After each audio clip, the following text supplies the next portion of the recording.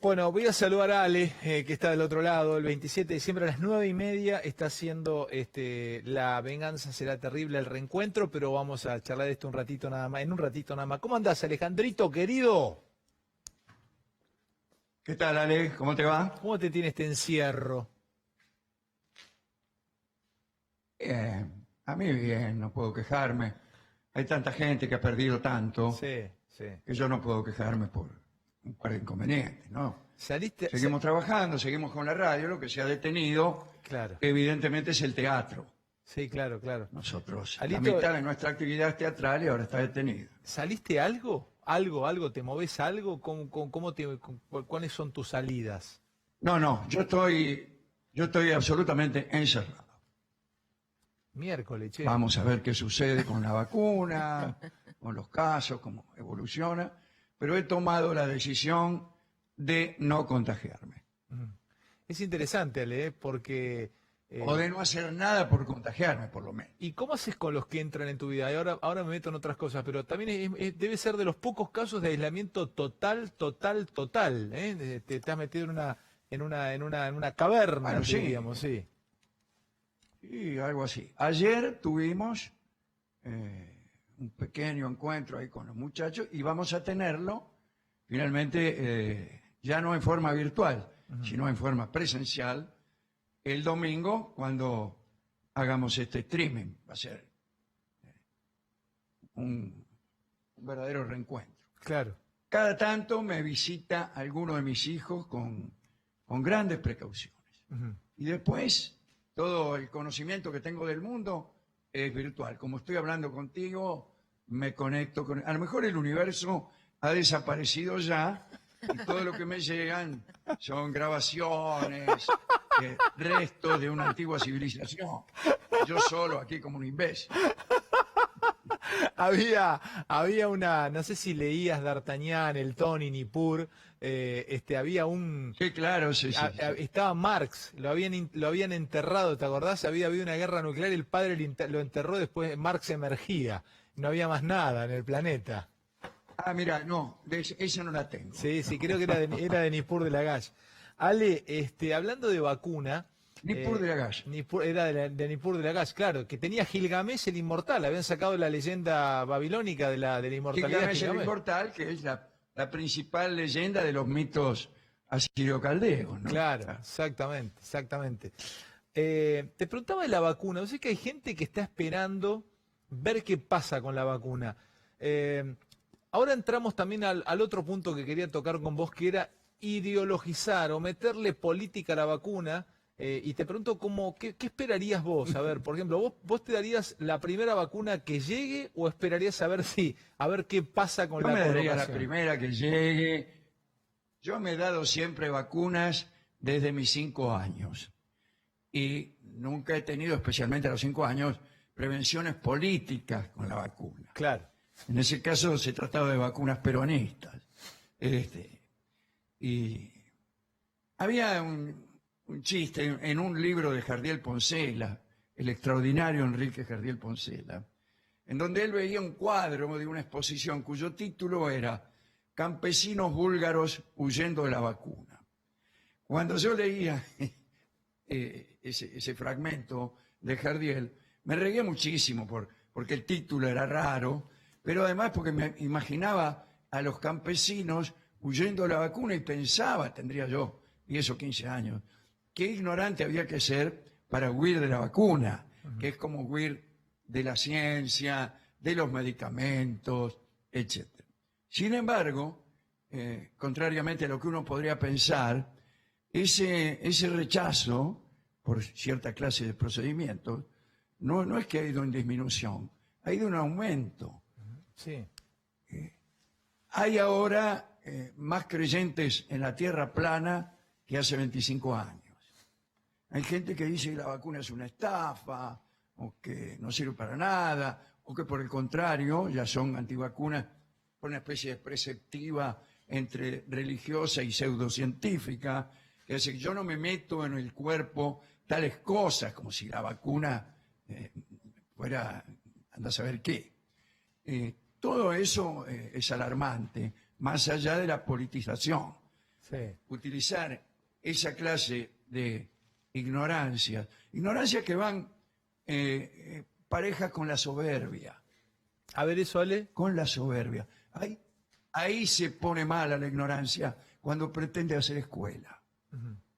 Sí, Ahí se pone mala. sí, hay un Y si a eso le agregas politizar, porque darse la vacuna es estar a favor de la intervención del Estado y por lo tanto es peronista. Y yo como soy de otro partido no me la doy. Bueno, eso. No, pero Son es desatinos. peor, Ale. Son desatinos. Yo pensaba en esto que se ha producido de alguna conexión de la vacuna rusa. No, no me doy la vacuna rusa porque geopolíticamente estoy en el eje Rusia-China.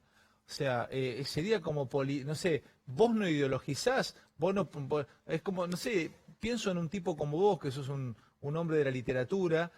¿Alguien alguna vez ideologizó la literatura? Decir, yo no voy a leer esto porque viene de Rusia. No Sí. leo esto porque es literatura rusa. Sí, sí. ¿Se hace habitualmente eso? Sí, sí, sí. Sí, sí, sí. También ocurría. También También ocurría. ocurría y probablemente ocurra. Ujú. Se pierden algunas cosas. Es posible que exista algún peronista que se niegue a leer a Borges, Claro. diciendo, "No, ¿cómo voy a leer a ese tipo con las cosas que ha pensado políticamente?" Bueno, se está perdiendo una porción muy interesante del mundo. Alito, te pregunto por algo desde que... Sí.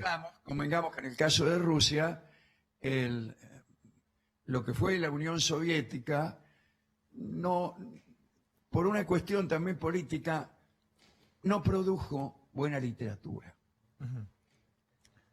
Stalin especialmente era un tipo que creía que no podía auspiciarse una literatura que no estuviera a favor de la Rusia soviética. De manera entonces que los problemas internos del hombre, las dudas existenciales, eran conflictos burgueses que no merecían ser tratados. Y entonces, durante todos esos años, realmente no se produjo buena literatura en Rusia, salvo los que estaban en contra, como Pasternak, por ejemplo, ¿no? Sí, O Solzhenitsyn. me Pero interesa... porque estaban en contra del régimen. Siempre- Pero esa es una situación que no tiene que ver con esto que estamos hablando. No, está esto claro. que estamos hablando quiere decir, los rusos no daban libertad, Stalin no le daba libertad a la gente para que votara, qué sé yo.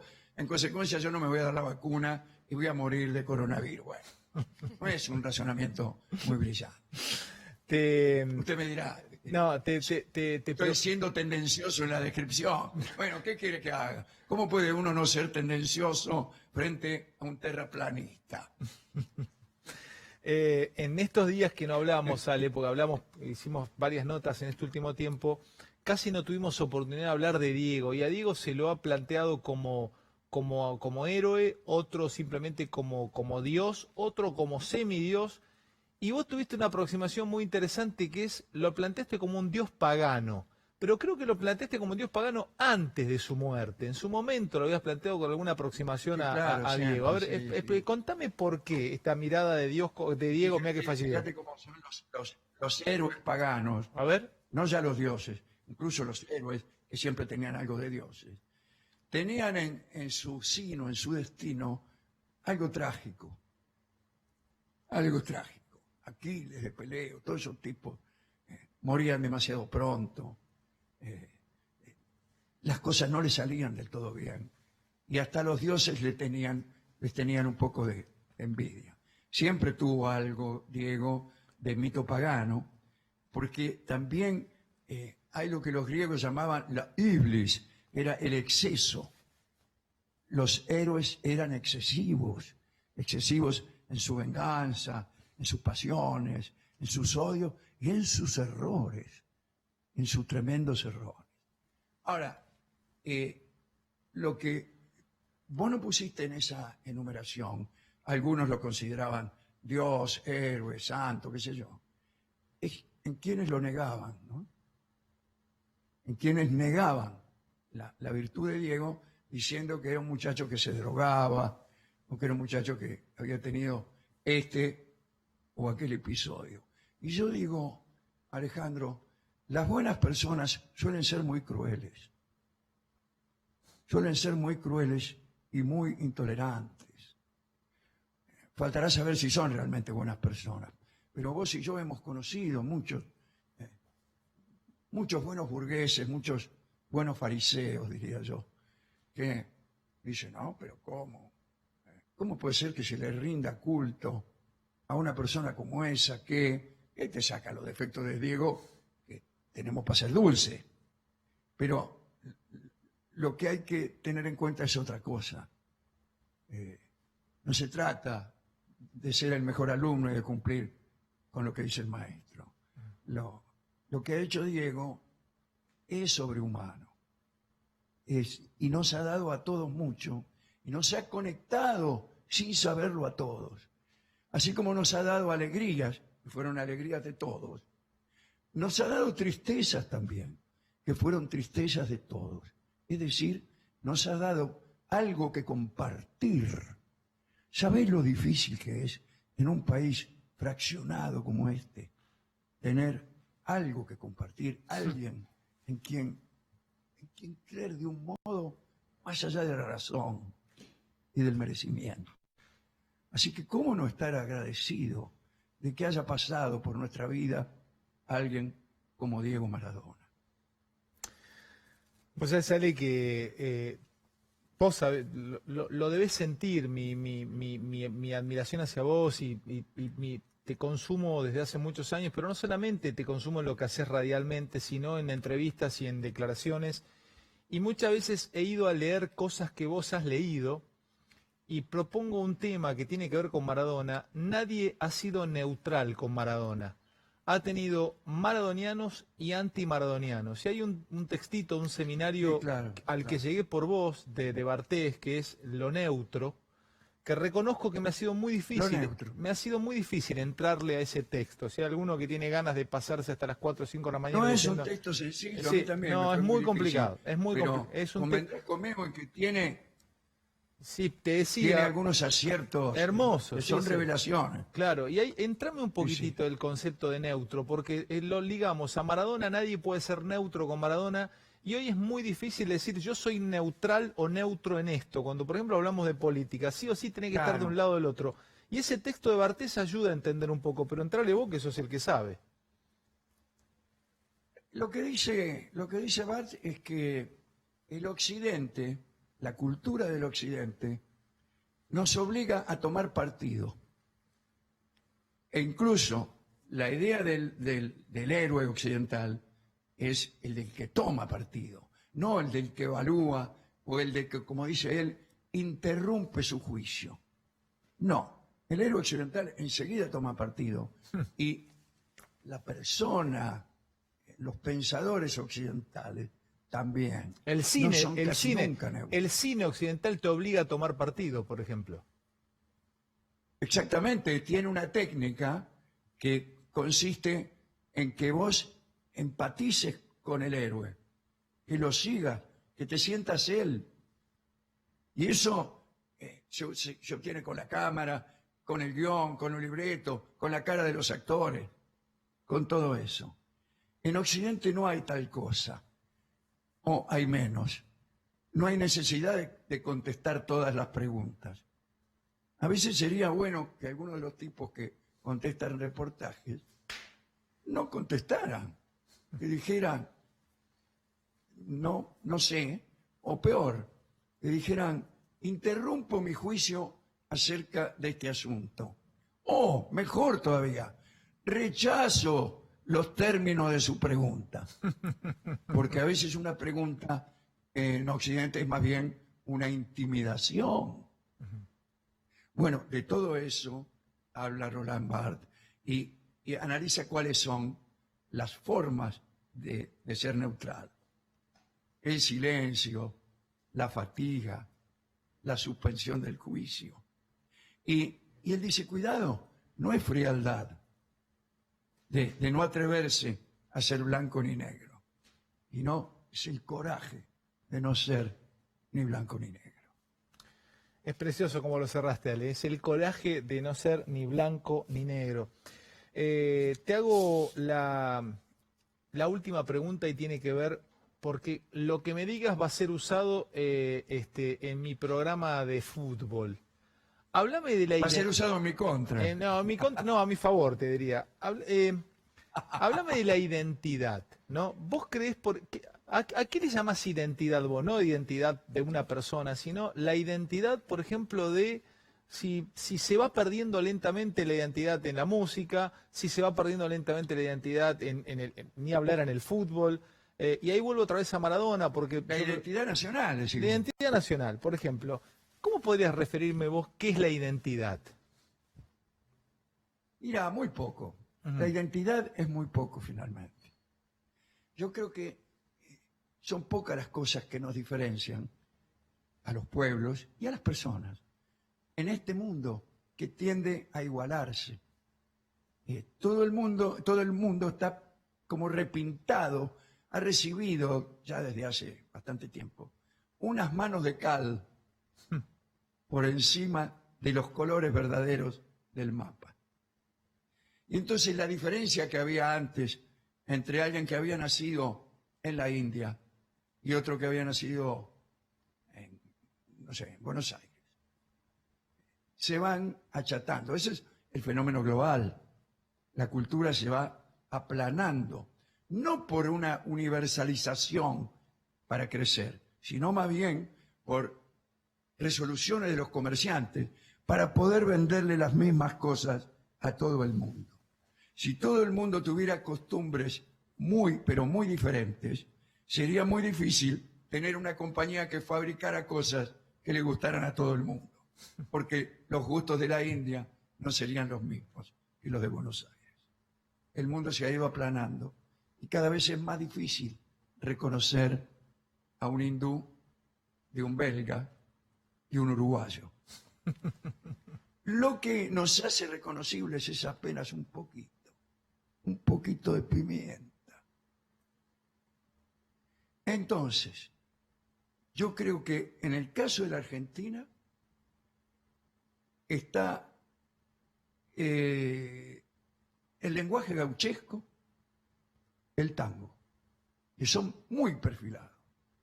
Cuando vos golpeas la puerta de tu casa, van a ver quién es. Y no hacen un análisis total de tu persona. Te conocen a lo mejor porque vieron un pedazo de la nariz y ese es tu perfil distintivo.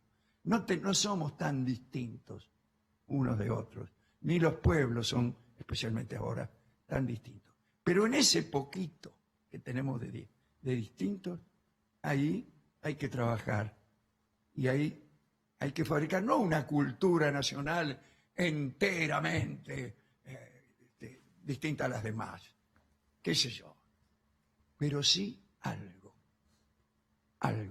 algo que sirva para reconocernos cuando golpeamos la puerta de nuestra casa.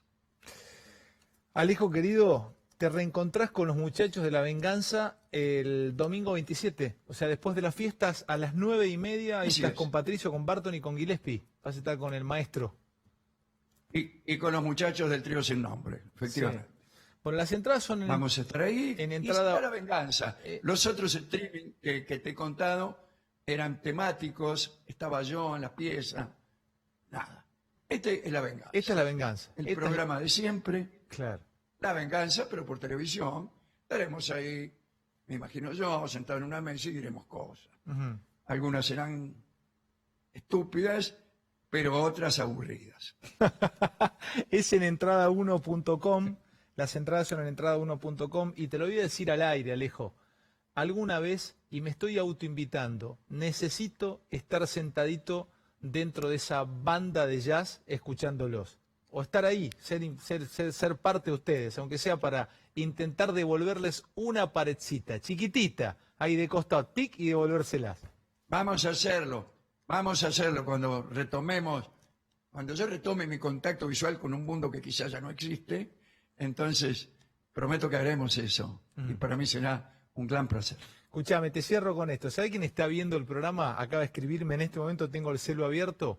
Uno de los últimos héroes que tuvimos, el Gaby Batistuta. Qué goleador.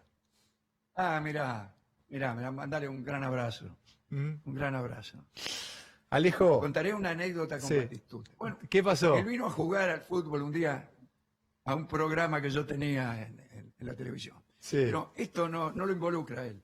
Un día fuimos a filmar con los muchachos del programa una cosa a la cancha de Boca.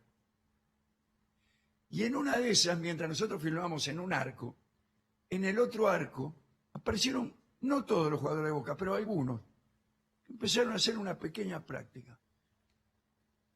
Y por ahí se escucha ¡pum!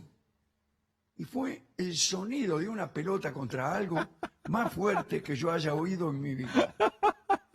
Me di vuelta y me di cuenta que había pateado a Batistuta. Fue un sonido seco. Hermoso, Ale, como Yo no lo sé si es el hombre que ha tenido tiros más fuertes, pero sí los que más ruido hacían.